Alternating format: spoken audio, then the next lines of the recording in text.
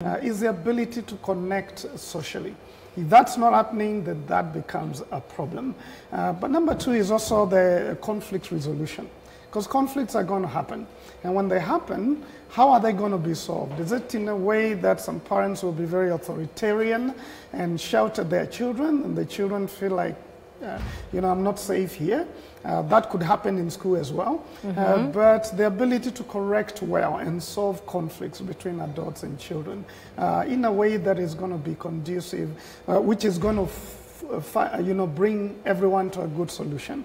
But I think we have seen a lot of child abuse. Yes, that's actually what Mr. Sosion was talking about, is domestic violence. You know, these numbers have gone up, unsupervised children, so teen pregnancy and all kinds of stuff has happened. Child marriages, you know, he raised some very good points, yes. So what do you think it takes to create that parenting culture? Definitely takes intentionality. What I do with parents is help them connect better with their children. So I'm really big on how are you relating with your child? What are you bringing into your child's environment? What you're bringing into your child's environment has a lot to do with what's going on with you. So are you stressed? How are you interpreting what's going on outside? How are you interpreting what's going on with you? Okay, how are you interpreting what's going on with the child? For example, a child, you know, a child behaving a certain way at 7 years old, and maybe, you know, there's a power struggle there, and your first thought is, oh my gosh, we've not even gotten to teenage. How is it going to be when they get to teenage? So you panic and you get into fixing mode at 7. So you're fixing everything for 7 years so that when 13 years, when they get to 13, they're sorted out. Why are you looking like you've been This is so me as a parent. Like, my son will do something and instantly I can see him being a 25-year-old. And I'm like, I see you misbehaving in an office somewhere. So very quickly I'm like, let's put this behavior, like, cut it off. Right. And you know, when you have those thoughts, it is. To be a mother. You see very far. That also talks about our parenting styles. You know, you only do what, you know, you have experienced and seen work. So if, for example, my parents, when I was growing up, were very authoritative, chances are, because I haven't seen anything different, and this is how they did it, and I know that's what got me to fall in line, I'll probably do the same thing. So then my question then to you, Pastor S, would be, are we falling back on parenting styles that don't work nowadays? Because we're living in a different age, you know, it's a digital age. Children have more information than us. There was a time when our parents were the ones who were, when we were growing up, there was no internet. So our parents were the authority on everything. Nowadays, the authority is Google, which can answer in 0.0005 seconds and give a more factual answer than parents can. So what do we need to be doing to catch up with the times as parents?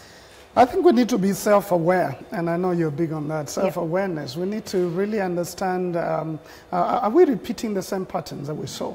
And I think we talk about 4 main parenting styles. There is the authoritarian, which a lot of our parents were then, because they were the culmination of authority. You know, just one look from your mom, you would line up. And that's different, because there wasn't the relationship, there wasn't warmth. So that's authoritarian. But number 2, there is the permissive. And I think a lot of parents nowadays go more towards the permissive, where kids are king. You know, whatever they want, they get. So we spoil them. If they want to stay on 2 more hours watching TV, we let them do. And of course, that's not going to work, because eventually they'll be spoiled kids. They'll just be doing what they want. And then thirdly, there's a neglectful. And we tend once in a while to do that. I've done that sometimes when I know the kids are there, but I'm tired. I don't want to get involved. Let them sort themselves out. So I'm there, but I'm not actually getting involved. I neglect getting involved in what they're doing. I think what is the appropriate parenting style is authoritative, which is not authoritarian, it's not dictatorial like our parents used to do. It's not permissive on the other side. It's in the middle. You're having your authority, you can tell children to do something, and they listen to you because you're not only their friend, you're their parent. And so they know that you have authority and you can speak to them, especially for mothers and teenagers. If they don't exercise their authority, then teenage boys could run the house. That's right. That's my fear. That's my fear. Yeah, but authority is not shouting, it's not even beating them. There's a way a child knows when mom says that it's final. We're not going to keep negotiating. But when you're a permissive parent, you teach negotiation, and they feel like they can negotiate everything. Yeah. I have a question for Dr. Yeah. How do you negotiate parenting styles? So, for example, I grew up in a very authoritarian environment. You know, like my folks were like, really hammering down on me. But then now my spouse grew up in a very warm, loving environment where, there was consensus, there was negotiation, there was all this discussion. Now suddenly here we have two very different parenting styles, what have molded us. How do we negotiate which one we use? Well, when it comes to two different parenting styles, I usually say that, show up as you are, because children need the tough, they also need the easy. So just show up as you are.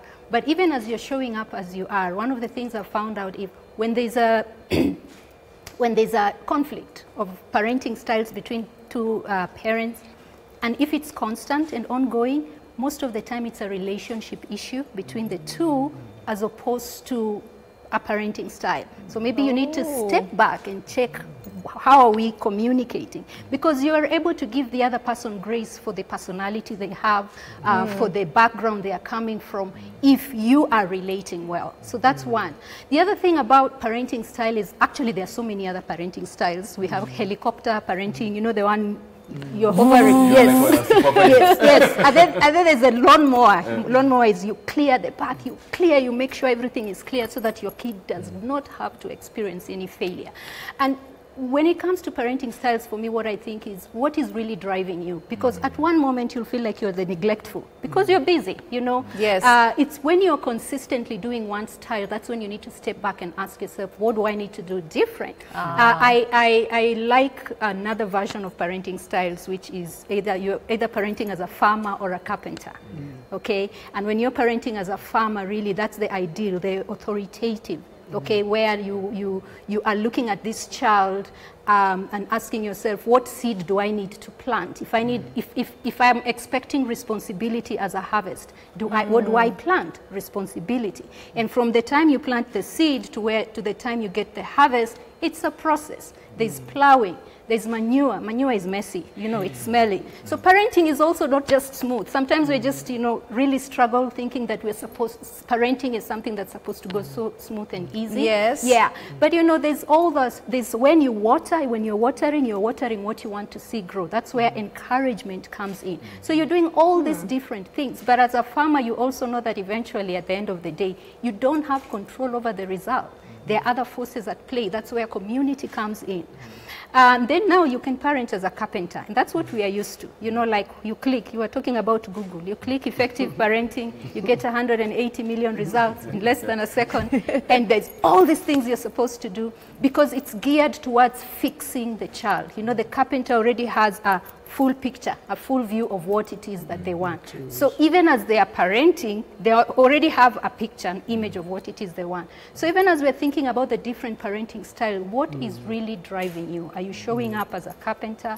Are you showing up as a farmer where you want to nurture? Maybe one thing I could add there, the negotiation, because then you can have the dad spoiling the child and saying you can get away with that. And then the mother is saying, no, we can't do that, we've agreed. So there's a place for talking together and say, let's have a joined approach to this issue. So the children don't play you. They know when they need ice cream, they come to mom. When they have not finished homework, they come to dad because he's going to fight for them. And you see, in the process, they could get lost through the cracks. So there needs to be a coming together of the parents sometimes to agree, whichever parenting style, this is our joined approach on this issue. Let's agree on it so that the child doesn't play us or get mixed signals from all of us. Let's look at how parents are turning up. We've all acknowledged, we're stressed, there's money issues. We've suddenly realized just how small our houses are now that we're all there all the time. Right? Yeah. So how do you turn up as your best self? You're cranky, you're stressed. How do you... Yeah. Yes. How do you turn up as your best? I think first is self-care. Take care of yourself. Figure out what are my triggers. When am I at my optimum? And then take care of yourself. I mean, for me, I say go take 20 minutes off every day. Okay. Let your children know that between this time and this time, mommy or daddy is not available. And if it's the 3-year-old, put a timer out there so that they count down, so that they know before it rings, the timer goes off. Like really just go out of your way to take care of yourself, because you cannot pour from an empty cup. Yes. Yeah. So whatever it is you need to do, whatever brings you, makes you relax, whatever, you know, just gets you into that Give me zone some of, examples. Okay. Exercise. If going, for me, going out, getting out in the air, like out, just fresh air for a walk, that really, really works for me. And sometimes you just need to, if you need to, you lock yourself in your room and just, if it's music you want to listen to, if you just want to take a nap for 20 minutes, meditation works, okay? Whatever it is that works for you. There are some people I know who just get into the shower and take a shower for 20 minutes. I mean, whatever works for you that makes you feel relaxed, go for it. Yes. Okay, like you were saying, you want to kick a ball. For the men, they love sometimes just to be in a nothing box. Leave the newspaper in the car in the parking lot. or just sit there and watch like 20 channels at the same time. And you're not really watching. And just feeling like you're away from this, and you just want to be left alone. But also it's about sometimes men release stress by doing something like hitting a golf ball, you know, just releasing some energy. And when they do that, they feel I'm at a better place. So I agree. It's knowing yourself. What is it? But secondly, it's also not only coming away and relaxing, but it's also creating fun. I think fun can, like what we do with our kids, when one or two of us is a little stressed, we can tell. So we come out and we just start a dance, you know, or something. Oh, I like that. And we make some noises sometimes, and you find us doing some of those things. You wonder. But at the end of the day, we laugh about it, and we do a game, we roll on the floor, and we are better, and we can go back and read. So. I want to ask, because this is now assuming that there are two parents in the home. What if you're a single parent? Hey, you're working 2 jobs. You don't have time to monitor what the kids are doing on social media or who they are playing with. You don't even know your kids' friends. How do you strike a work-life balance? I know she's going to say more, but we do some talk for, we call them silver ladies, single moms. And some of the things we say is, I'll just say 2, and then she can add. But number 1, if you're single and you're overwhelmed, the more you need self-care, the more you need self-time. Because you're going to blow up and you're going to hit someone, you know, because of all of this stress coming off your mind. You need a lot more time together. And that takes me to the second point. You need community. You know, even us being 2 parents in the home, there are times we just ship the children away to another family for a week and say we need sanity back. You stay out there. We're not the only parents in this world. We are the primary parents, but we're in a community. And I love Africa that we can do that. That you have friends and relatives and you have grandmothers that you can take the children for a while. And that helps, especially single moms, because then you're not the only constant person there. So children don't get over, you know, too over attached to you, that if you're away, then they can't survive. Children need to know that dad and mom, they're here, but we can also survive with other people. And that is taking them away, allowing them to go for sleepovers, as you also take your time to be able to recuperate. Okay. And, you know, you've taken my 2 points, but I'm going to add on to them. Because for me, community is very important, and we need to understand that because children, actually, their emotional wellness is better because they are attached to different people. So you can't just be you and the kids alone. Really just bring people into your space to be able to support you in the parenting space. But also, again, focus on your wellness, okay? If whatever circumstances caused you to get into that space, if there is pain, whatever it is, just really work on it, okay? Just make sure that you are able to get help if you need to get help, if you need to bring people, someone to talk to, but really just work through whatever spaces that you need to work through. And then also find your own purpose in life outside of mothering. Okay, it's very important that you actually get to find a space where you can do something that is meaningful, something that you enjoy, something that hopefully you're getting money, you know, out of it, you know. Self-care is a really important thing. It is. You know, and let's just take some feedback. and we see, you know, what's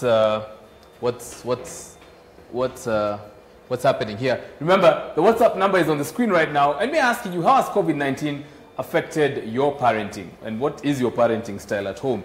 We've just been told, you know, about a lot of different ways that you can parent, and I hope you're taking notes. Let's see what some of you are saying. Children are safe at home. Okay. Okay. That one, Chris Miner from Kangema says, it seems that this COVID-19 has affected all of us in different ways. And the issue of school, we want our children to go back to school and life to be as usual. Thank you so much, Chris Miner there. And we have another feedback here. Hello guys, this school thing should be ignored for once. Hadi Inchikwe, safe corona sio mchezo, my fellow Kenyans. So that's somebody who thinks that you know, schools should remain closed. This pandemic has really caused some conflicts between parents and children, in that numbers of home violence, or rather violence at home, has increased. Early pregnancies and drug abuse is in plenty. That's true. Okay. Wanafunzi wanastahili kufungua shule mwezi wa kwanza. All right. So there you go. Remember, we want to hear your thoughts and opinions about this topic that we have here today. The question is, how has COVID-19 affected your parenting? And of course, we are here with a really strong panel, and you can ask them the questions that you want to ask them using #TheLoopK24, or you can also use the WhatsApp line, which is on the screen right now. We're going to take a short break, for when we come back, more on this issue.